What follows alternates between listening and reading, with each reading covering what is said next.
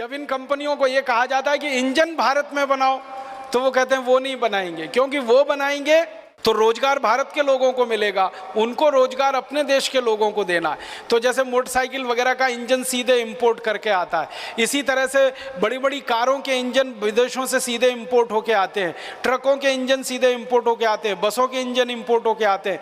भारत में तो सिर्फ फिट करके उसको बेचना शुरू कर देते हैं।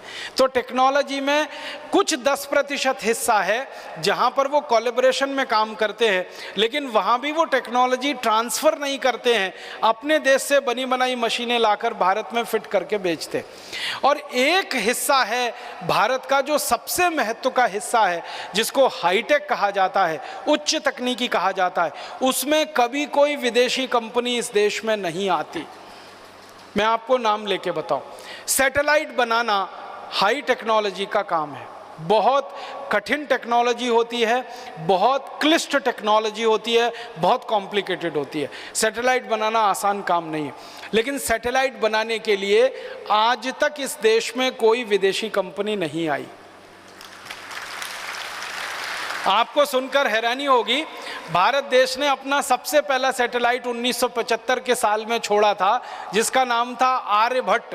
तो आर्यभट्ट 1975 में हमने अंतरिक्ष में छोड़ा, और उसके बाद हमारे 20 सैटेलाइट अंतरिक्ष में गए हैं, और अभी लेटेस्ट हम तो दूसरे देशों के सैटेलाइट भी अंतरिक्ष में छोड़ने लगे हैं। इतनी तकनीकी का विकास इस देश में हुआ है, ये संपूर्ण स्वदेशी पद्धति से हुआ है, स्वदेशी के सिद्धांत पर हुआ है और स्वदेशी आंदोलन की भावना के आधार पर हुआ है। इसमें वैज्ञानिकों ने काम किया है वो स्वदेशी, इसमें जो तकनीकी इस्तेमाल हुई है वो स्वदेशी, इसमें जो कच्चा माल इस्तेमाल हुआ है वो स्वदेशी, इसमें जो टेक्नीशियन लगे हैं, जो मैकेनिक लोग लगे हैं, वो सब स्वदेशी। इनको छोड़ने के लिए अंतरिक्ष में जो काम हुआ है वो भी हमारी प्रयोगशालाएं स्वदेशी, इनके नियंत्रण का काम होता है वो भी प्रयोगशालाएं स्वदेशी। तो ये सारा कुछ स्वदेशी के सिद्धांत पर आधारित है सैटेलाइट के क्षेत्र में हमारा काम। और आपको मालूम है, अब सैटेलाइट छोड़ने के क्षेत्र में भारत अमेरिका, चीन, फ्रांस, ब्रिटेन के बाद 5वें नंबर का देश हो गया है।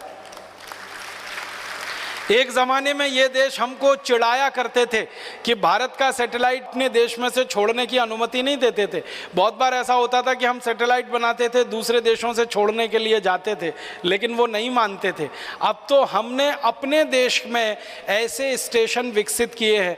श्रीहरिकोटा ऐसा ही इस देश का बड़ा विशेष केंद्र है, जहाँ से हम अंतरिक्ष में रॉकेट छोड़ते हैं, सैटेलाइट लेके जाते हैं, और दूसरे देशों के सैटेलाइट भी हमारे रॉकेट लॉन्चर से हम छोड़कर आते हैं। इतनी तरक्की और इतना विकास इस देश में हुआ पिछले 30 वर्ष में, तो सिर्फ स्वदेशी की ताकत और स्वदेशी के सिद्धांत पर हुआ है। एक और उदाहरण देता हूं, मिसाइल बनाने की जो टेक्नोलॉजी है ये संपूर्ण स्वदेशी है, भारत में विकसित हुई है। आज से 30 साल पहले भारत के पास कोई मिसाइल नहीं थी अपनी, हम विदेशी मिसाइलों पर निर्भर थे, या तो रूस की मिसाइल हमें मिले या अमेरिका हमको दे।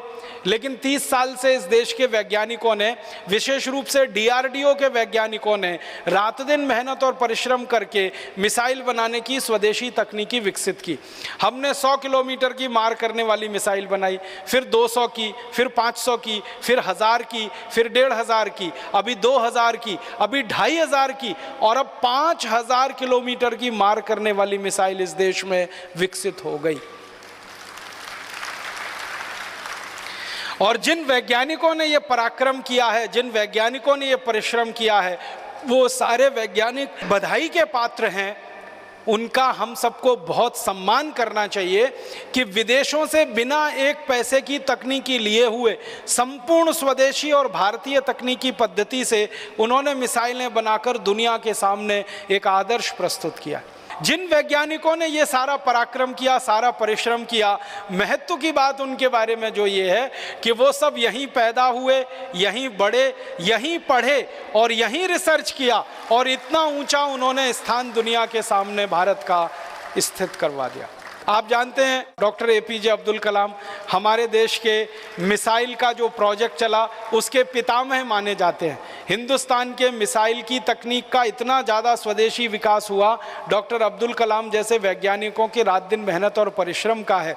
और एक तीसरा उदाहरण देता हूँ, आज से 50 साल पहले तक सारी दुनिया भारत का नाम लेके चिढ़ाती थी कि भारत के पास कोई परमाणु बम नहीं और परमाणु बम हो भी नहीं सकता है। भारत के एक वैज्ञानिक को ये बात तीर की तरह से चुभती थी, उनका नाम था डॉक्टर भाभा, होमी जहांगीर भाभा। उनको ये तीर की तरह से चुभती थी कि भारत क्यों नहीं परमाणु बम बना सकता, दुनिया के वैज्ञानिक कर सकते हैं तो हम क्यों नहीं ये काम कर सकते। और उन्होंने सपना देखा और उनके सपने में दूसरे वैज्ञानिक एक एक करके शामिल हुए और वो वैज्ञानिकों के परिश्रम पराक्रम का कमाल देखो, उनके अभिक्रम का कमाल देखो कि भारत ने सारी दुनिया के सामने सिद्ध कर दिया कि हम परमाणु बम भी बना सकते हैं और ज़रूरत पड़ने पर उसका परीक्षण भी कर सकते हैं। और परीक्षण हमने कर दिया।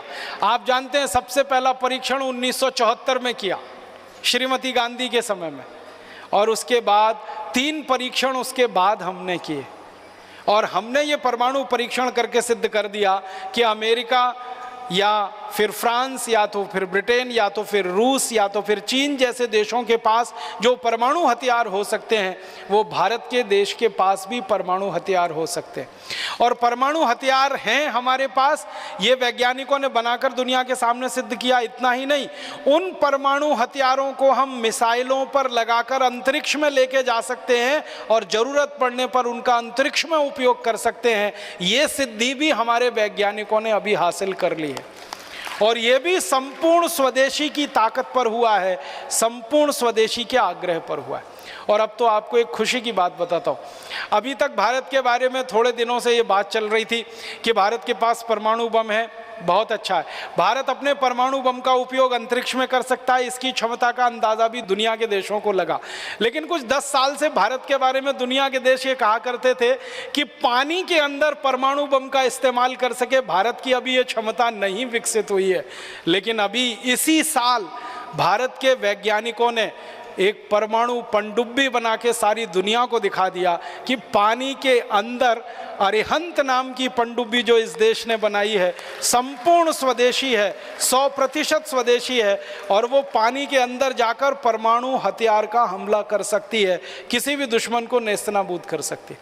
दुनिया में ये क्षमता सिर्फ 3 देशों के पास है, या तो अमेरिका के पास है, या तो चाइना के पास है और या तो फ्रांस के पास है। लेकिन अब भारत के पास भी ये क्षमता आ गई है कि पानी के नीचे 100 मील तक नीचे जाकर हमारी पनडुब्बी परमाणु हथियार का उपयोग कर सकती है अगर ज़रूरत पड़े तो पनडुब्बी में परमाणु हथियार लगा के हमें कोई विकास करना पड़ा, या रॉकेट पर परमाणु हथियार लगा के हमें कोई विकास करना पड़ा, या धरती पर परमाणु बमों का विकास करने के लिए परीक्षण करना पड़ा, ये सारी विधा का प्रयोग स्वदेशी वैज्ञानिकों ने किया, स्वदेशी तकनीकी से किया, स्वदेशी आग्रह के आधार पर किया और स्वदेशी गौरव को सारी दुनिया में प्रतिस्थापित किया। ये हाईटेक चीज़ें होती हैं, मिसाइल बनाने का काम, सैटेलाइट बनाने का काम, परमाणु बम बनाने का काम, पनडुब्बी बनाने का काम, जलयान बनाने का काम, जलपोत बनाने का काम, टैंक बनाने का काम, टैंकर बनाने का काम, तोप बनाने का काम, बंदूकें बनाने का काम, राइफल बनाने का काम, गोला बारूद बनाने का काम, ये सब चीज़ें हाईटेक होती हैं और इन सब चीज़ों में हम बहुत आगे बढ़ चुके हैं स्वदेशी के रास्ते पर।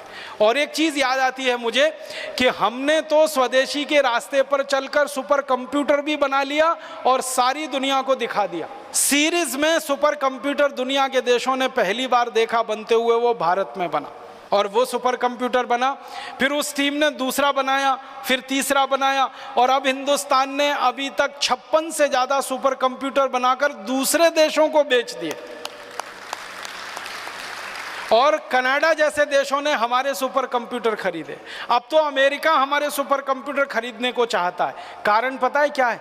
भारत का सुपर कंप्यूटर अमेरिका से 10 गुना सस्ता है और 100 गुना ज़्यादा स्पीड पे काम करता है। कीमत में 10 गुना कम है और सुपर कंप्यूटर की स्पीड अमेरिकन सुपर कंप्यूटर से 100 गुनी ज़्यादा है। कीमत भी कम हो, क्वालिटी भी अच्छी हो, ऐसा अद्भुत काम हमारे देश के वैज्ञानिक करके दिखा सकते हैं। तो मेरा ये कहना है, इतने सारे उदाहरण देने के पीछे एक ही कारण है, वो ये कि भारत में तकनीकी का जितना विकास हो रहा है वो सब स्वदेशी के ताकत पर हो रहा है, स्वदेशी के आग्रह से हो रहा है, स्वदेशी गौरव, स्वदेशी अभिमान के साथ हो रहा है। कोई विदेशी कंपनी हमको टेक्नोलॉजी देने नहीं आ रही है और वो कभी आएंगे भी नहीं, क्योंकि जो उनके पास लेटेस्ट टेक्नोलॉजी है उसको लाकर वो कभी भी हमको नहीं देंगे। हाँ, एक चीज़ हमें ध्यान रखनी है, कोई भी विदेशी कंपनी भारत को आकर अगर टेक्नोलॉजी देगी तो उनकी 20 साल पुरानी टेक्नोलॉजी हमको देगी, जो उनके देश में बेकार हो चुकी है, जिसका वो इस्तेमाल नहीं करते हैं, जो उनके लिए फेंकने लायक है, डंप करने लायक है, वही टेक्नोलॉजी वो हमको देंगे। वो कोई लेटेस्ट टेक्नोलॉजी हमको लाकर नहीं देने वाले। अब मैं उदाहरण से बताता हूँ। अमेरिका की बहुत सारी कंपनियों ने भारत में एक टेक्नोलॉजी लाई है जो अमेरिका में पिछले 20 साल से बंद हो चुकी है। वो टेक्नोलॉजी जानते हैं क्या है? कीटनाशक बनाने वाली टेक्नोलॉजी, पेस्टिसाइड्स बनाने वाली टेक्नोलॉजी, इंसेक्टिसाइड बनाने वाली टेक्नोलॉजी। मैं नाम लेके बताता हूँ। जो कीटनाशक अमेरिका में 20 साल पहले बंद हो चुके हैं बनना और बिकना, और उनके कारखाने उनके यहाँ बेकार हो गए। 20 साल पहले वो कारखाने चलाते थे और वो कारखाने उन्होंने लगाए थे दूसरे विश्व युद्ध में। आपको एक बहुत रोचक जानकारी बताता हूँ। ये जो कीटनाशक बनाने वाले कारखाने होते हैं और ये रासायनिक खाद बनाने वाले जो कारखाने होते हैं, urea, DAP, super phosphate, endosulfan, malathion, parathion, benzene hexachloride, chlorpyrifos, monocrotophos, dichromate, ये सारे जहरीले रसायन बनाने वाले जो कारखाने होते हैं, ये सब लगाए गए थे अमेरिका और यूरोप में जब दूसरा विश्व युद्ध शुरू हुआ था 1939 में। 1939 से 1945 के बीच में ये सारे कीटनाशक और जहरीले रसायन बनाने वाले कारखाने लगे यूरोप और अमेरिका में। क्यों? क्योंकि उस समय बम बनाने में इन सभी जहरीले रसायनों का इस्तेमाल होता था और दूसरे विश्व युद्ध में लाखों करोड़ों रुपए के बम बिके हैं, हथियार बिके हैं, ये सब आप जानते हैं। और उन हथियारों और बम के कारण 2 करोड़ से ज़्यादा लोग मरे हैं दूसरे विश्व युद्ध में, ये भी आप जानते हैं। तो ये हथियार बनाने के लिए रासायनिक सामान बनाए जाते थे, उनके कारखाने लगाए। बाद में क्या हुआ? दूसरा विश्व युद्ध खत्म हो गया, रासायनिक हथियार बिकना बंद हो गए, बम बिकना बंद हो गए, तो बम को बनाने वाला जो कच्चा माल होता था, रॉ मटेरियल, वो बिकना बंद हो गया। तो इन सब देशों ने क्या रास्ता निकाला कि जो कच्चा माल है, उनके पास रॉ मटेरियल है, वो दूसरे देशों में बेचा जाए और दूसरे देशों में उसकी खपत कराई जाए। तो दूसरे देशों में उस कच्चे माल को बेचने के लिए रासायनिक खाद और कीटनाशक बना लिए और धीरे धीरे अपने देश से उन्होंने सारा उत्पादन बंद कर दिया। आज से 20 साल पहले अमेरिका ने रासायनिक खाद और कीटनाशक के जो कारखाने बंद किए, वो सारी की सारी टेक्नोलॉजी उन्होंने भारत को उठा के दे दी और हमने वो खरीद ली। यूरोप के देशों ने हमको वो कारखाने बेच दिए, हमने खरीद लिए। तो भारत में अब जहर बनाने वाले कारखाने हैं, बेंजीन हेक्साक्लोराइड यहाँ बनता है, डीडीटी यहाँ बनता है, क्लोरोपाइरीफॉस बनता है, मोनोक्रोटोफॉस बनता है, डाइक्रोमेट बनता है। ऐसे 56 से ज़्यादा जहरीले रसायन हैं जो अमेरिका और यूरोप में बनना बंद हो चुके हैं, लेकिन वो भारत में बनते हैं। यहाँ पर उनका माल बिकता है, बेचे जाते हैं और किसानों को फंसा कर खेतों में उनको डलवाया जाता है। ये टेक्नोलॉजी विदेशों ने हमको दी है और इस टेक्नोलॉजी का जानते हैं साइड इफेक्ट कितना है। एक ही घटना सुनाता हूं, आप उससे अंदाज़ा लगाइए। 1984 में अमेरिका की एक कंपनी ने अमेरिका से अपना कारखाना उठाकर भारत में लगाया। उस कंपनी का नाम था यूनियन कार्बाइड और वो कारखाना लगा भोपाल में, और भोपाल में लगा बहुत घनी बस्ती के बीच में, जवाहर नगर में। तो वहाँ यूनियन कार्बाइड का कारखाना लग गया। उस कारखाने में उन्होंने एक जहरीला सामान बनाना शुरू किया जिसका नाम था 777 एक कीटनाशक वो बनाते थे। उसमें जहरीले रसायन और गैसों का इस्तेमाल करते थे और एक दिन वो जहरीली गैस का सिलेंडर फट गया, उसमें से हज़ारों टन जहरीली गैस निकली और भोपाल में 17,000 लोग एक ही रात में तड़प तड़प कर मर गए और 1 लाख से ज़्यादा लोग जिंदगी भर के लिए विकलांग हो गए। किसी के फेफड़े गल गए, किसी की किडनी खराब हो गई, किसी का लीवर चला गया, किसी की आंखें चली गई, किसी की सुनने की शक्ति चली गई, किसी की प्रोक्रिएशन की ताकत खत्म हो गई। ऐसी विकलांगता में 1 लाख से ज़्यादा लोग, और आने वाली पीढ़ियों पर उसका असर है, क्योंकि अभी तक भोपाल में बच्चे पैदा होते हैं, इस दुर्घटना के बाद वो विकलांग पैदा होते हैं, जबकि इस घटना को 25 साल से ज़्यादा गुजर गए। तो ये टेक्नोलॉजी आई हमारे देश में अमेरिका से, जो उनके यहाँ काम में नहीं आती, रिजेक्ट हो गई है, रिडेंडेंट है, वो टेक्नोलॉजी लाकर उन्होंने भारत में स्थापित की और इतनी बड़ी दुर्घटना हुई। मुझे दुख और अफसोस इस बात का है कि यूनियन कार्बाइड का जो एक कारखाना भोपाल में था, जिससे इतनी बड़ी दुर्घटना हुई, ऐसे 56 से ज़्यादा कारखाने भारत में अलग अलग स्थानों पर लगे हुए हैं। अमेरिका और यूरोप की देशों की लाई हुई रद्दी से रद्दी तकनीकी उसमें इस्तेमाल की जा रही है और जहर का उत्पादन किया जा रहा है, और ये जहर भारत के किसानों को बेचा जा रहा है। किसान उसको खेत में डाल रहे हैं, खेत में से वो गेहूं, चावल, चने, दाल में आ रहा है, फिर वो हमारे शरीर में आ रहा है, फिर उसको खाकर हमारे शरीर में 20 किस्म की बीमारियां हो रही हैं। इतनी रद्दी और घटिया टेक्नोलॉजी यूरोप और अमेरिका से हमारे देश में आती है, ये हमें ध्यान देना चाहिए। वो हाई टेक्नोलॉजी हमको नहीं देते, जो टेक्नोलॉजी उनके यहाँ बिल्कुल काम की नहीं है, कबाड़ की है, उसको उठाकर भारत को बेच देते। इसी तरह से और एक उदाहरण बताऊं, अमेरिका की कुछ कंपनियों ने भारत में रेफ्रिजरेटर बेचना शुरू किया है। आप जानते हैं कि ये रेफ्रिजरेशन की जो टेक्नोलॉजी है, ये हमारे पर्यावरण को बहुत ज़्यादा प्रदूषित करती है, और हमारी जो ओजोन लेयर है, जो हमारी सुरक्षा के लिए भगवान ने हमको दे रखी है, उसको ख़त्म करती है। तो जो रेफ्रिजरेटर बनाना अमेरिका, यूरोप ने 15-20 साल पहले बंद कर दिया, वो टेक्नोलॉजी लेकर उनकी कंपनियाँ भारत में आई हैं और वही रेफ्रिजरेटर बेच रही हैं जो 20 साल पहले उनके देश में बंद हो चुके। इसी तरह से और भी कई क्षेत्र में केमिकल टेक्नोलॉजी के फील्ड में बहुत सारी तकनीकी उन्होंने लाके हमारे देश को देना शुरू किया है। तो मेरा आपको कहने का एक ही अभिप्राय है, वो ये कि कोई भी विदेशी कंपनी लेटेस्ट टेक्नोलॉजी लाकर भारत को नहीं देती, ज़रूरत की तकनीकी लाकर वो हमको नहीं देते। जिस तकनीकी की हमें ज़रूरत है, आवश्यकता है, वो मना कर देते हैं, और जो तकनीकी हमें बिल्कुल नहीं चाहिए, ज़बरदस्ती हमारे सिर पर थोप देते हैं, डाल देते हैं। हम इस घटाटोप में फंस गए हैं। विदेशों से तकनीकी आ रही है, इंपोर्टेड टेक्नोलॉजी आ रही है, उसमें कुछ खास दम नहीं है। इसलिए आप इस माया मोह से बाहर निकलिए। कोई टेक्नोलॉजी उनके यहाँ से आती नहीं है। जो टेक्नोलॉजी बनाते हैं वो हम बनाते हैं। विकास करना होता है देश का, हम करते हैं, और आगे बढ़ाना होता है तो हम बढ़ाते हैं। विदेशी कंपनियाँ तो एक ही चीज़ लेके आती हैं, जो रद्दी टेक्नोलॉजी उनके यहाँ चल नहीं सकती उसको लाकर यहाँ फेंक दें, और जो वस्तुएं उनके यहाँ इस्तेमाल नहीं हो सकती उनको लाकर यहाँ पर फेंक दें। अब मैं और एक छोटा सा विषय लेना चाहता हूँ जो बहुत गंभीर है कि विदेशी तकनीकी कैसी है।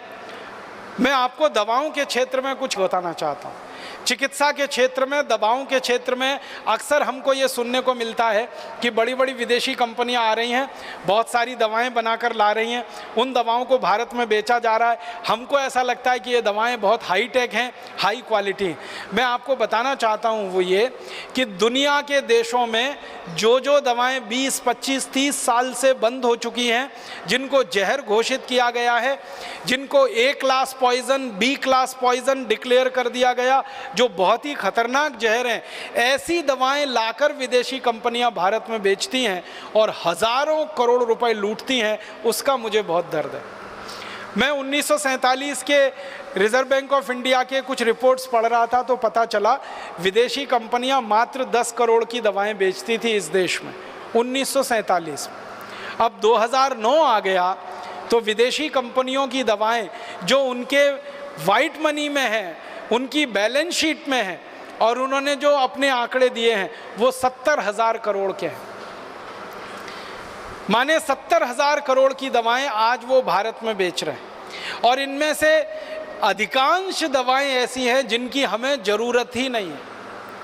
मैं आपको भारत देश के एक जस्टिस हाथी हुआ करते थे, उन्होंने एक कमीशन की रिपोर्ट बनाई थी जिसको जस्टिस हाथी कमीशन रिपोर्ट कहते हैं। उस रिपोर्ट के कुछ आंकड़े बताता हूँ। उन्होंने बताया हिंदुस्तान के सारे बड़े बड़े डॉक्टर और वैज्ञानिकों की और भारत के कुछ विधि विशेषज्ञों की, कानून के जानकारों की एक समिति बनी थी। उस समिति ने अपनी रिपोर्ट दी जिसके अध्यक्ष थे जस्टिस हाथी। उन्होंने बताया कि भारत में जितनी बीमारियाँ हैं उन सारी बीमारियों को ठीक करने के लिए एलोपैथी की मात्र 117 दवाओं की ज़रूरत है, मात्र 117। लेकिन मुझे दुख है ये कहते हुए कि हमारे देश में इस समय एलोपैथी की 84,000 दवाएं बिक रही हैं, ज़रूरत सिर्फ 117 दवाओं की है। कितना बड़ा अत्याचार और अन्याय इस देश पर हो रहा है। वर्ल्ड हेल्थ ऑर्गेनाइजेशन के बारे में भी बात करता हूं। WHO कहता है कि भारत की सभी बीमारियों का इलाज करने के लिए 250 अधिक से अधिक दवाओं की ज़रूरत है, कम से कम 117, अधिक से अधिक 250, और इस देश में 84,000 दवाओं के फॉर्मुलेशन बिक रहे हैं जो बिल्कुल बेकार हैं, आपके किसी काम के ही नहीं है। आपको मालूम ही नहीं है कि जो दवा आप खा रहे हैं किसी डॉक्टर के प्रेस्क्रिप्शन पर लिखी हुई, वो दवा आपके काम ही नहीं आने वाली है। और इससे भी ज़्यादा दुख और अफसोस है कि जो काम नहीं आए दवा, वहाँ तक तो समझ में आता है, जो दवा आपके शरीर को हानि पहुँचाए, दुष्परिणाम करे, ऐसी खतरनाक दवाएं भी हम खा रहे हैं इन विदेशी कंपनियों के द्वारा जो बेची जा रही। कुछ दवाओं के नाम लेके बताता हूँ। दवाओं की संख्या अब तक जो हमारे पास आ पाई है, हमने अभी तक 5,000 दवाओं को लिस्ट किया है। 5,000 हैं, 84,000, ध्यान रखिएगा, 84,000 दवाएं बाजार में हैं।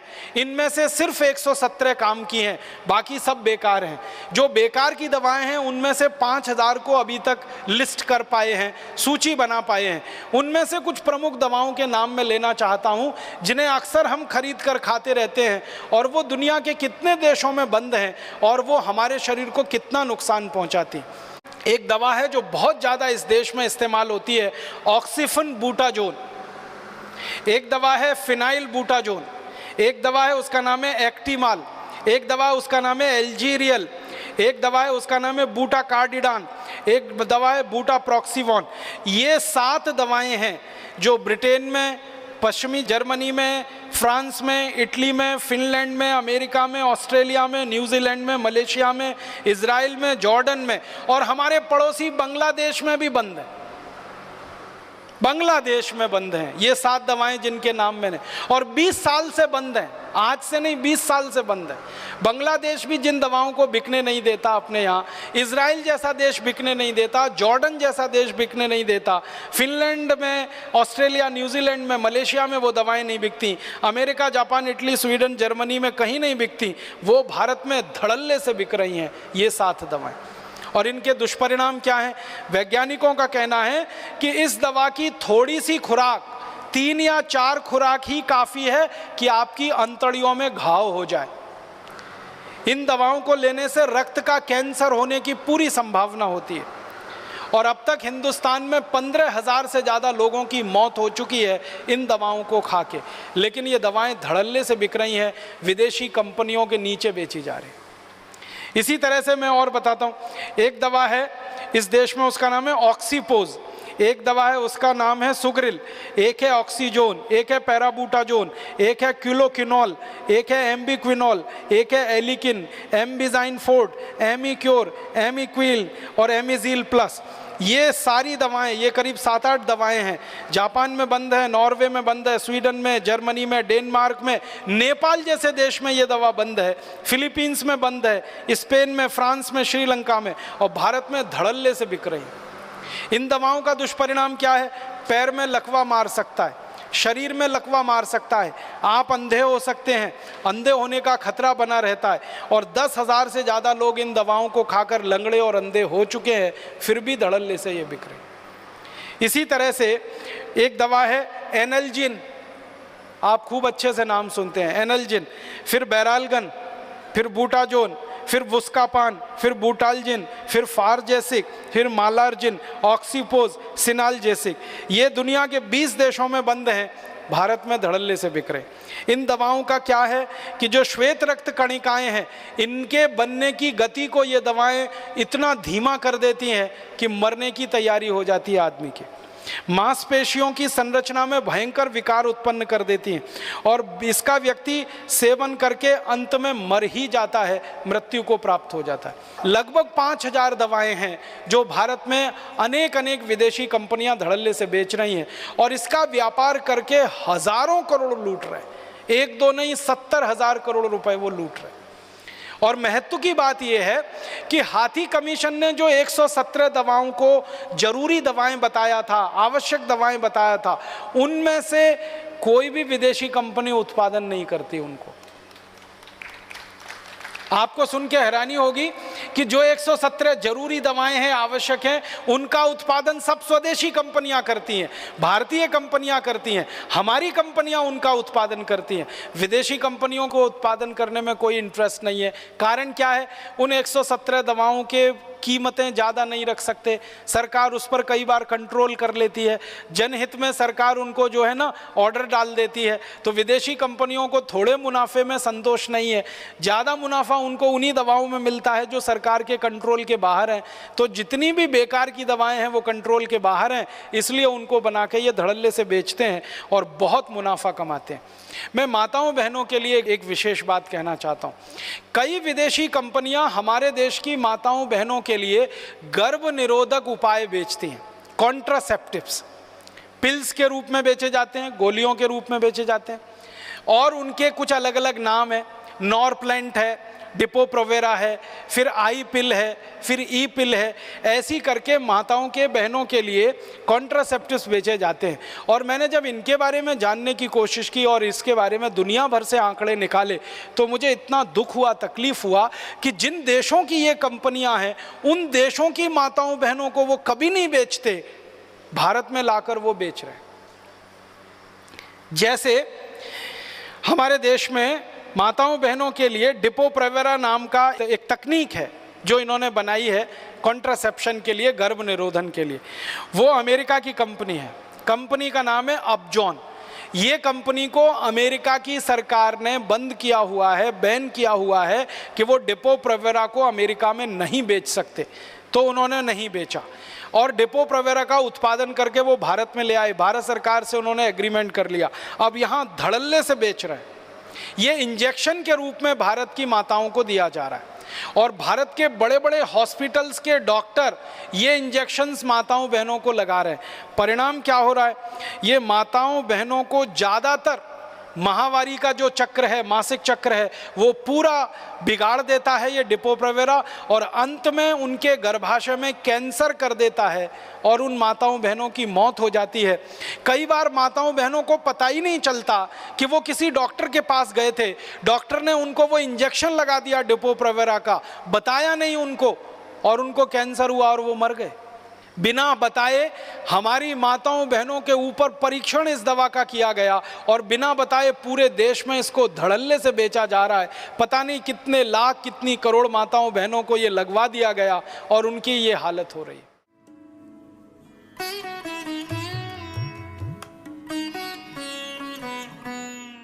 हमारे देश में एक कॉन्ट्रासेप्शन के लिए नेट इन नाम की एक उन्होंने टेक्नोलॉजी लाई है। स्टीरॉइड के रूप में ये माताओं को दिया जाता है, कभी इंजेक्शन के रूप में दे देते हैं, कभी गोलियों के रूप में दे देते हैं, और इससे अक्सर हमारी माताओं बहनों को गर्भपात हो जाते हैं और उनके जो पीयूष ग्रंथि के हार्मोन का सिक्रीशन है वो पूरी तरह से डिसबैलेंस हो जाता है, असंतुलित हो जाता है, और माताएं बहनें बहुत परेशान होती हैं जिनको ये नेट इन दिया जाता है। इसी तरह से RU 496 नाम की एक उन्होंने टेक्निक लाई है, फिर रूसेल नाम की एक है, यूक्लेफ नाम की एक है, फिर एक नॉर प्लांट है, फिर एक प्रजनन रोधक टीका उन्होंने बनाया है। सभी हमारी माताओं बहनों के लिए तकलीफ का कारण बनती हैं। उनमें एक बहुत बड़ी तकलीफ ये आती है कि ये जितने भी कॉन्ट्रासेप्शंस की चीज़ें माताओं बहनों को दी जाती हैं, यूट्रस की, गर्भाशय की मांसपेशियाँ एकदम ढीली पड़ जाती हैं, पूरा मासिक चक्र उनका गड़बड़ा जाता है। अक्सर माताएं बहनें मासिक समय में बेहोश हो जाती हैं, इतना दर्द होता है उनके शरीर में, लेकिन उनको ये मालूम नहीं होता कि उनको वो कॉन्ट्रासेप्टिव दिया गया, उसके कारण ये हो रहा है। और हज़ारों करोड़ रुपए की लूटमार इस देश में विदेशी कंपनियों के द्वारा हो रही है इन कॉन्ट्रासेप्टिव चीज़ों को बेचकर। एक दो चीज़ और मैं आपको बताना चाहता हूँ कि आप अपने घर में अक्सर मच्छर मारने वाली दवाएँ इस्तेमाल करते हैं, अलग अलग नामों से बाज़ार में बिकती हैं। कोई जो है लिक्विड फॉर्म में आती है, आप उसको लगा देते हैं, कोई तो टिकिया के फॉर्म में आती है, आप उसको इस्तेमाल करते हैं, कोई तो कॉइल के फॉर्म में आती है, आप उसको इस्तेमाल करते हैं। कॉइल के रूप में मच्छर मारने वाली कोई भी दवा इस्तेमाल करें, टिकिया के रूप में इस्तेमाल करें या लिक्विड के रूप में इस्तेमाल करें, उनमें जो इस्तेमाल होने वाला केमिकल है वो डी एथिलीन है, वो मेल्फोक्विन है और वो फॉस्फीन है। ये 3 खतरनाक केमिकल हैं जो इस्तेमाल होते हैं, और ये तीनों केमिकल यूरोप और अमेरिका के 56 देशों में बंद है और 20 साल से बंद है। हम हमारे घर में छोटे छोटे बच्चों के ऊपर वो लगा के छोड़ देते हैं। मैंने कई घरों में देखा 2 महीने के 3 महीने के छोटे छोटे बच्चे सो रहे हैं और उनके नज़दीक में वो कॉइल जल रहा है जिसका धुआं नाक के रास्ते से बच्चे के फेफड़े में उतर रहा है। वैज्ञानिकों का ये कहना है कि ये मच्छर मारने वाली दवाएं अंत में मनुष्य को मार देती हैं। कई बार क्या होता है, मच्छर तो इनसे मरते नहीं हैं, मनुष्य मर जाते हैं जिनके लिए ये दवाएं इस्तेमाल हो रही। और ज़्यादातर इन दवाओं का व्यापार, डी एथिलीन का व्यापार, फॉस्फीन का व्यापार हिंदुस्तान में विदेशी कंपनियों के कंट्रोल में है और वो अंधाधुंध केमिकल इंपोर्ट करके लाके बेच रहे हैं और भारत की कुछ स्वदेशी कंपनियां भी बनाकर उनको बेच रही हैं। तो आप जरा सोचिए, आपकी सुरक्षा के लिए, आत्मरक्षा के लिए आप कम से कम ये चीज़ें इस्तेमाल करना बंद करिए।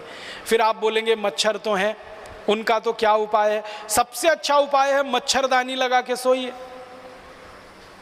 स्वदेशी है, सस्ती है, क्वालिटी में अच्छी है, सारे देश में उत्तर से दक्षिण पूरब से पश्चिम मिलती है और कोई साइड इफ़ेक्ट नहीं है, कोई एक्सपायरी डेट नहीं है, एक बार खरीदी तो 20-25 साल चलेगी।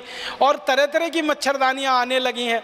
अब तो वो डंडे वाली ज़रूरत नहीं है, एक हुक में लटका दीजिए वो आती है, आप ऐसे खोल के सो जाइए आती है, नहीं तो चादर की तरह से ओढ़ के सो जाइए, कुछ नहीं कर सकते। तो ये मच्छर मारने वाली दवा से तो अच्छी है। मच्छर मारने वाली दवाएं खरीदें, विदेशी कंपनियों को मुनाफा दें, उससे अच्छी अपनी मच्छरदानी है। और आप चाहें तो एक छोटा प्रयोग और करके देख सकते हैं। नीम होता है ना, नीम का तेल बाज़ार में मिलता है, तो नीम का तेल ऐसे जलाएं दीपक के रूप में। एक दीपक ले लें, उसमें रुई की बाती बनाएं, नीम का तेल जला के दीपक को रख दें। वो दीपक जितनी देर जलेगा एक भी मच्छर कमरे में नहीं आएगा। इतना सस्ता और सरल उपाय।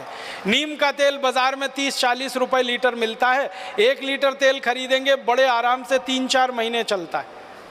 और दूसरा एक तरीका है, गाय के गोबर से बनी हुई अगरबत्ती और गाय के गोबर से बनी हुई धूप बत्तियाँ भी बाज़ार में अब आ गई हैं।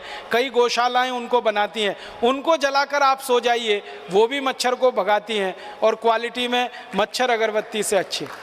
अगर गाय के गोबर की अगरबत्ती धूप बत्ती जलाएंगे तो पैसा किसी गौशाला को मिलेगा और उससे गाय की रक्षा होगी, और गाय की रक्षा के बाद अंततः देश की ही रक्षा होने वाली है। और अगर आप मच्छर अगरबत्ती खरीदेंगे तो पैसा किसी विदेशी कंपनी के पास जाएगा और उस पैसे से आपका भी नुकसान, देश का भी नुकसान हो जाए।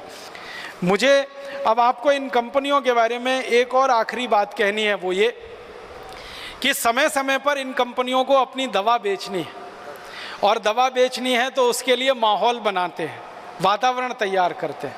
और वो वातावरण और माहौल कैसे तैयार किया जाता है उसका ताज़ा उदाहरण है स्वाइन फ्लू।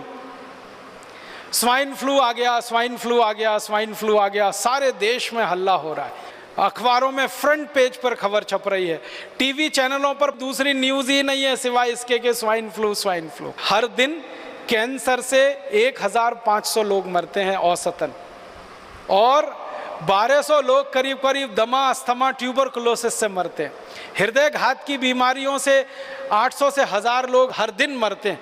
तो इतनी बड़ी मौत के आंकड़े हैं, कैंसर, हार्ट अटैक, दमा, अस्थमा, ट्यूबरकुलोसिस, उसके बारे में मीडिया में कोई चर्चा नहीं है। Swine flu, swine flu, swine flu. इसका एक रहस्य है। रहस्य इसका ये है कि कैंसर का वैक्सीन नहीं बनता, ट्यूबरकुलोसिस का वैक्सीन नहीं बनता, दमा का वैक्सीन नहीं बनता, अस्थमा का वैक्सीन नहीं बनता, हृदय घात का वैक्सीन नहीं बनता। मतलब सीधा सा ये है, जिन बीमारियों के वैक्सीन नहीं बन सकते उन बीमारियों पर मीडिया चर्चा नहीं करता, क्योंकि उनसे कंपनियों को कोई बड़ा लाभ होने की गुंजाइश नहीं। स्वाइन फ्लू का वैक्सीन बन सकता है, एवियन फ्लू का वैक्सीन बन सकता है, सार्स का वैक्सीन बन सकता है, और थोड़े दिन पहले एक बर्ड फ्लू आया था उसका वैक्सीन बन सकता है। तो एवियन फ्लू है, बर्ड फ्लू है, सार्स है, स्वाइन फ्लू है, इन सब बीमारियों के वैक्सीन बन सकते हैं और वैक्सीन बनकर बाजार में बिक सकते हैं। और इसमें विदेशी कंपनियों को मुनाफा बहुत भयंकर है, इसलिए मीडिया में ये सारी खबरें बाकायदा प्रायोजित तरीके से दिया जाती हैं, छपवाई जाती हैं, बनवाई जाती है। एक अमेरिकन कंपनी है, वो स्वाइन फ्लू की दवा बनाती है, टेमी फ्लू, और जानकारी ये मिली है कि टेमी फ्लू दवा को बनाते समय वायरस जो है अनकंट्रोल्ड हुआ, नियंत्रण के बाहर हुआ और उसने स्वाइन फ्लू को फैलाना शुरू किया सारी दुनिया। माने एक अमेरिकन कंपनी की बदमाशी से, एक अमेरिकन कंपनी की गैर जिम्मेदारी से स्वाइन फ्लू का वायरस सक्रिय हुआ और सारी दुनिया के 30 देशों को उसने अपनी चपेट में लिया। अब वो 30 देश हैं, वो टेमी फ्लू के ग्राहक हो गए। वायरस निकला अमेरिका से, ग्राहक हो गए उनके दुनिया के 30 देश के लोग। अब वो सब लोग जिनको स्वाइन फ्लू होने की संभावना है या हो गया है, डॉक्टर उनको एक ही दवा लिख रहे हैं, टेमी फ्लू खाओ, टेमी फ्लू खाओ, टेमी फ्लू खाओ। जो विद्वान डॉक्टर हैं और जो इन कंपनियों के चक्कर में नहीं फंसते हैं, ऐसे भी कई डॉक्टर हैं, वो बता रहे हैं कि टेमी फ्लू बिल्कुल मत खाओ, क्योंकि आपने टेमी फ्लू खाया तो ये स्वाइन फ्लू का जो वायरस है ये स्ट्रक्चर बदलने में माहिर है, तुरंत नया स्ट्रक्चर ले सकता है और वो नए स्ट्रक्चर में रेजिस्टेंस आ सकता है, फिर कितना भी टेमी फ्लू खाना ठीक ही नहीं होने वाले। तो ऐसा पूरे देश में आतंक और माहौल फैला दिया। और ये आतंक और माहौल के दो ही उद्देश्य हैं। पहला उद्देश्य है ज़्यादा से ज़्यादा टेमी फ्लू दवा बेचना, जो पिछले 10 साल से इस कंपनी ने उत्पादन करके गोडाउन में भरी हुई है, अब वो गोडाउन खाली करना है। अब ये गोडाउन कोई ऐसा गोडाउन नहीं है जो टूथपेस्ट का हो, रोज़ इस्तेमाल करें और फेंक दें। ये गोडाउन तो तभी खाली होगा जब कोई दवा का आतंक हो, वायरस का आतंक हो और डर हो और दहशत हो। डर, दहशत और आतंक के चलते आदमी मजबूर हो जाता है महंगी से महंगी दवा खाने के लिए और महंगे से महंगा इलाज करने के लिए। तो ये स्वाइन फ्लू का वायरस इसी तरह का एक प्रोपेगेंडा है। मुझे तो एक ही बात कहनी है, वो ये कि ये स्वाइन फ्लू नहीं है, मीडिया फ्लू है। मीडिया ने पैदा कर दिया। मैं आपको एक पुरानी जानकारी देना चाहता हूँ, बहुत गंभीर है, आप उससे अंदाज़ा लगाइए कि ये कंपनियां कितनी निकृष्ट हैं, कितनी नराधम हैं। सन 1916 से 1918 के बीच में 2 साल में दुनिया भर में एक बीमारी फैली, एवियन फ्लू। वो ऐसा ही था जैसे स्वाइन फ्लू है, और उस बीमारी के फैलने से सारी दुनिया में कुछ लोग प्रभावित हुए। जो लोग प्रभावित हुए उनकी संख्या बताई जाती है 4.5 करोड़। 4.5 करोड़ लोग उसमें प्रभावित हो गए। और 4.5 करोड़ लोग जो प्रभावित हुए, फिर मैंने ये जानने की कोशिश की कि मरे कितने उसमें से, तो मात्र 6,000 लोग मरे थे। मात्र 6,000 लोग मरे थे। अब उसके बाद क्या हुआ कि ये एवियन फ्लू का वायरस फैला और इसमें 6,000 लोग मर गए, सारी दुनिया में आतंक फैल गया। उस आतंक के चक्कर में एक अमेरिकन कंपनी ने वैक्सीन बना दिया एवियन फ्लू का, और वो वैक्सीन धड़ल्ले से सारी दुनिया में बेचा उन्होंने। और आपको सुनकर दुख होगा, उस वैक्सीन को लगवाने के बाद 60 लाख लोग मर गए दुनिया में, और पता नहीं कितने अपंग हो गए, कितने विकलांग हो गए। बीमारी आने से 6,000 लोग मरे। बीमारी का वैक्सीन बना और उस वैक्सीन को सारी दुनिया में भेजा गया, फैलाया। सबसे ज़्यादा अफ्रीका के देशों में, सबसे ज़्यादा लैटिन अमेरिका के देशों में, ब्राज़ील में, मैक्सिको में, चिली में, कोस्टारिका में, कोलंबिया में, फिर अफ्रीका में, नाइजीरिया में, सोमालिया में, इथियोपिया में, दक्षिणी अफ्रीका में, रोडेशिया में। तो अफ्रीका, लैटिन अमेरिका और भारत में भी हुआ था। उसका वैक्सीन का अंधाधुंध प्रचार हुआ, अंधाधुंध बिक्री हुई। 60 लाख लोग वैक्सीन लगने के बाद मर गए। उसका क्या? एवियन फ्लू में तो 6,000 लोग मरे, वैक्सीन लगने के बाद इतने। माने वैक्सीन कितने खतरनाक हो सकते हैं उसका ये अंदाज़ा आप लगाइए।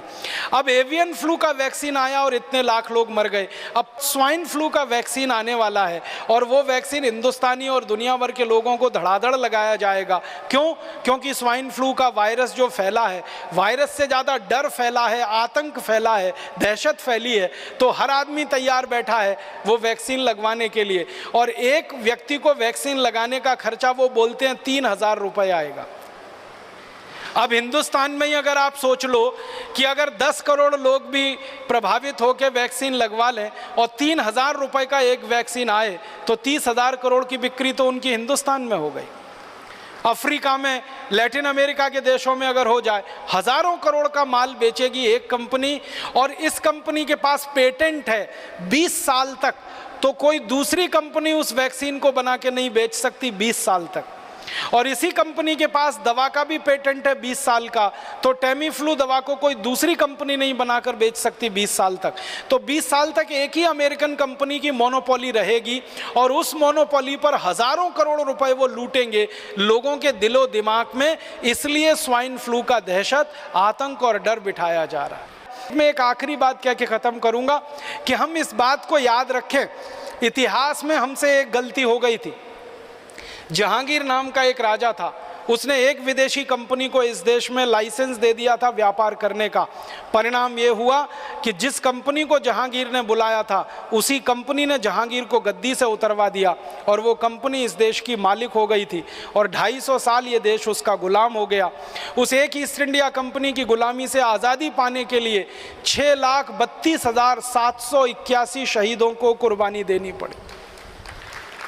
भगत सिंह, ऊधम सिंह, चंद्रशेखर, आसफाकुल्ला, राम प्रसाद बिस्मिल, तात्या टोपे, अजीमुल्ला, ऐसे 7,32,781 शहीद कुर्बान हो गए और 4.5 करोड़ से ज़्यादा हिंदुस्तानियों को परोक्ष रूप से कुर्बानी देनी पड़ी, जो अंग्रेज़ों की नीतियों के कारण भूख से मर गए, अकाल से मर गए और अंग्रेज़ों की गोलियां, लाठियां खाकर मर गए, अंग्रेज़ों के अत्याचार से मर गए।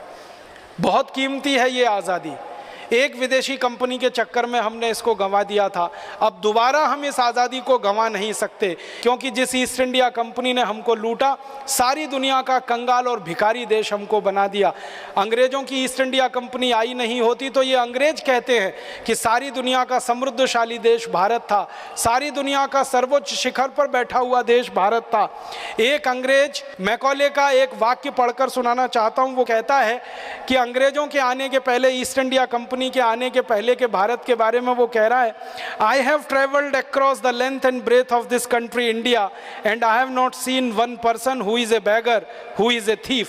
Such wealth I have seen in this country, such high moral values, people of such caliber that I do not think we could ever conquer this country unless we break the very backbone of this country, which is her spiritual and cultural heritage, and therefore I propose that we replace her old and ancient education system, her culture. For the Indians think that all that is foreign is good and greater and that there is own. They will lose their self-esteem, their native culture, and they will become what we want them, a truly dominated nation. ये Macaulay कह रहा है कि भारत में आया, एक भी जगह उसने किसी भिखारी को नहीं देखा, एक भी जगह किसी चोर को नहीं देखा, क्योंकि किसी को भीख मांगने की ज़रूरत नहीं थी, चोरी करने की ज़रूरत नहीं थी। बहुत धन संपन्न देश ये था, बहुत पैसे वाला ये देश था। 33% निर्यात करता था, 27% से ज़्यादा आमदनी सारी दुनिया की हमारे पास थी, 40% से ज़्यादा उत्पादन पूरी दुनिया में हम अकेले करते थे। इतना पैसे वाला, समृद्धशाली, संपन्न देश था, उस एक ईस्ट इंडिया कंपनी ने कंगाल और भिखारी देश बना दिया। अब 5,000 विदेशी ईस्ट इंडिया कंपनियां आज इस देश में हैं। देश का आने वाला समय कैसा होगा, इस अंदाजे को मन में रखकर आप तैयार होइए, संकल्प करिए और इस देश में फिर से एक बड़ा आंदोलन शुरू करिए, स्वदेशी का, स्वराज्य का, अपने देश की आज़ादी को बचाने का, अपनी स्वतंत्रता को बचाने का, अपने स्वराज्य और स्वतंत्रता को पूर्ण रूप से स्थापित कराने का। और उसी आंदोलन का नाम है भारत स्वाभिमान, उसी अभियान का नाम है भारत स्वाभिमान। तो आप सब भारत स्वाभिमान के सक्रिय सेनानी बने और हमारे सेनापति परम पूजनीय स्वामी जी के निर्देशन में अपनी पूरी जिंदगी की सार्थकता इसी काम में ढूंढें और खोजें कि हम भारत की दोबारा गुलामी आने नहीं देंगे और आधी अधूरी आज़ादी को पूरी आज़ादी में परिवर्तित करेंगे। भूतकाल में जो भारत सोने की चिड़िया था, सारी दुनिया का विश्व गुरु था, भविष्य में भी भारत सोने की चिड़िया और विश्व गुरु बनेगा, ऐसी हमारे मन में दृढ़ संकल्प की भावना हो। ईश्वर हमको इसके लिए ताकत दे, शक्ति दे, संकल्प दे। इस भावना के साथ आभार, धन्यवाद।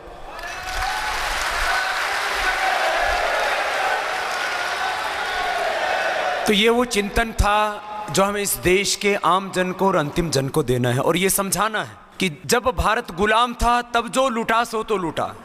उस समय करीब हमने 450 लाख करोड़ रुपए अपने देश के लूटते देखे।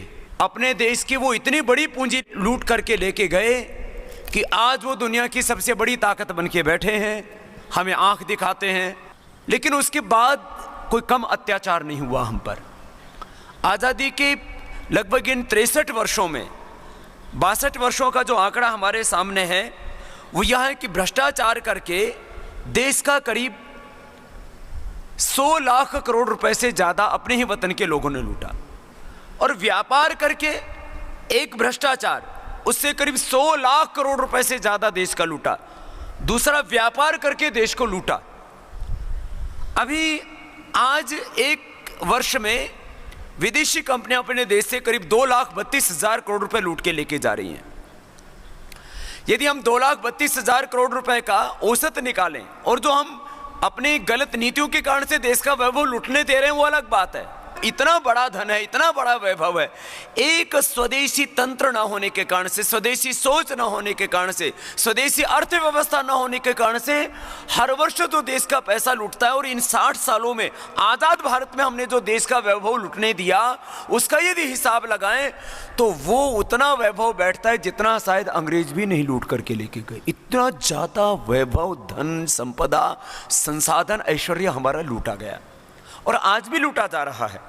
पहले जो हमारा सोना लूट के गए, आज भी हमारा लोहा, हमारी दूसरी धातुएं वो विदेशों को हम दे रहे हैं, कौड़ी के भाव में बेच रहे हैं। अब मैं इसका सामान्य सा आकलन कर रहा था कि व्यापार के नाम पर जो इन्होंने लूट की है विदेशी कंपनियों ने, उसका यदि इन 60-62 वर्षों का हम हिसाब निकालें तो एक वर्ष का यदि औसत हम 2 लाख करोड़ रुपए भी निकालते हैं तो 100 लाख करोड़ रुपए से ज़्यादा लूट के लेके गए।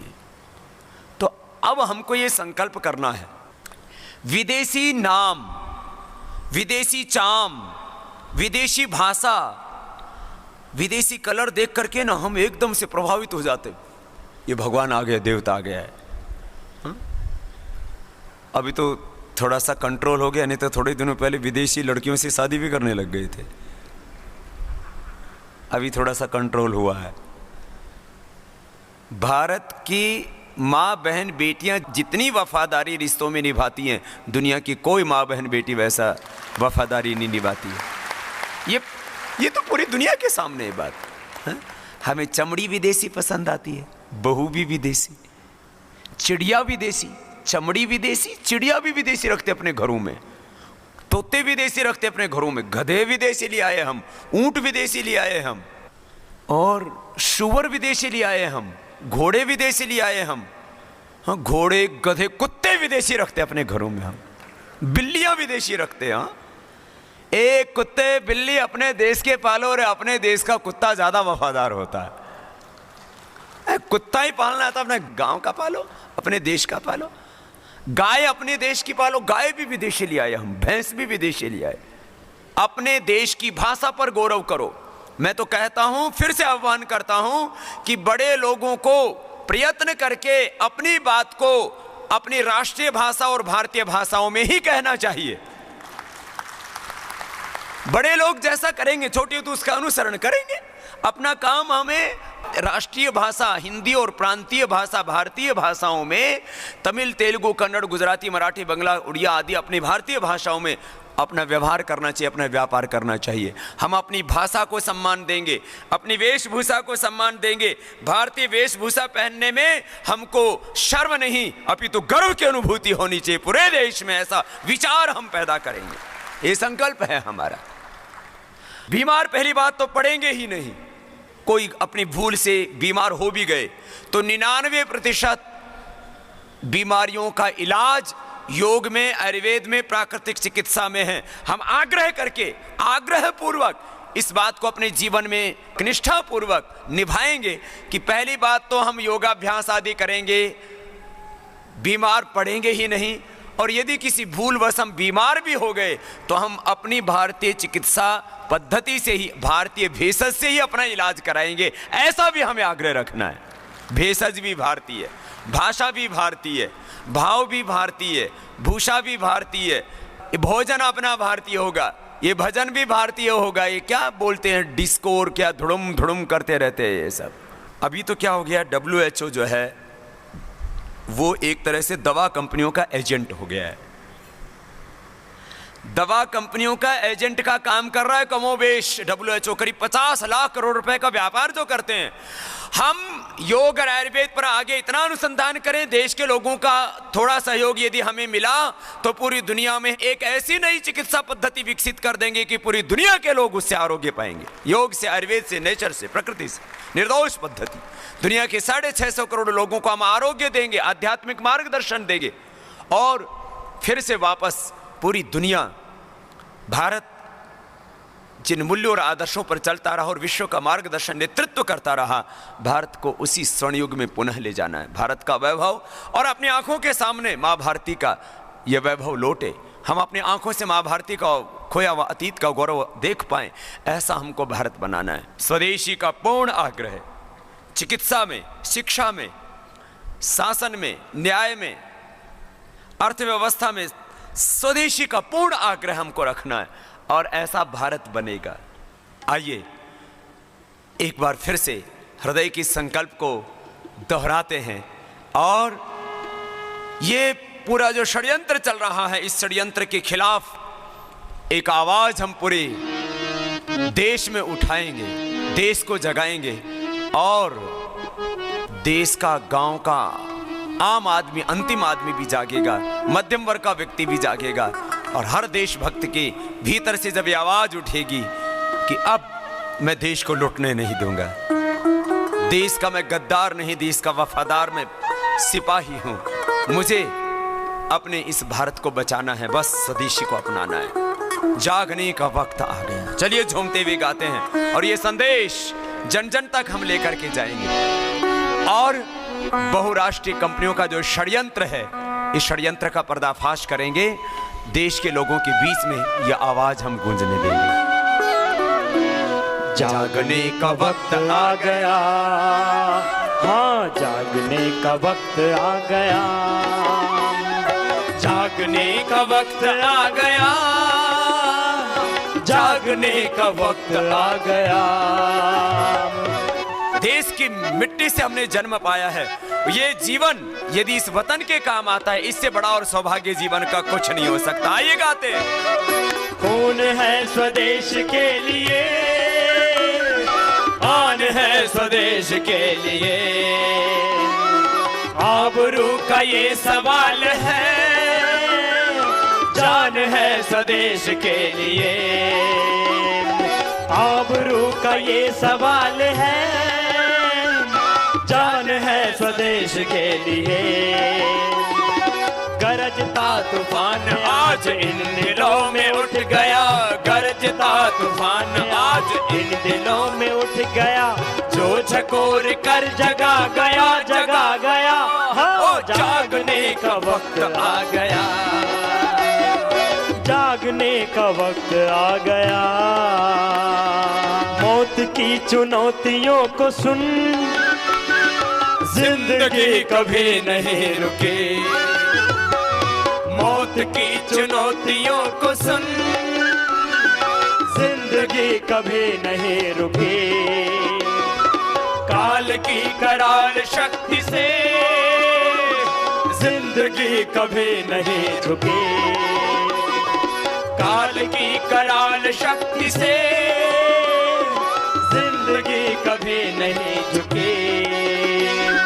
जो जवान देश के लिए शहीद हो गया, जो जवान देश के लिए शहीद हो गया, मौत को वही झुका गया, झुका गया, हाँ जागने का वक्त आ गया, जागने का वक्त आ गया।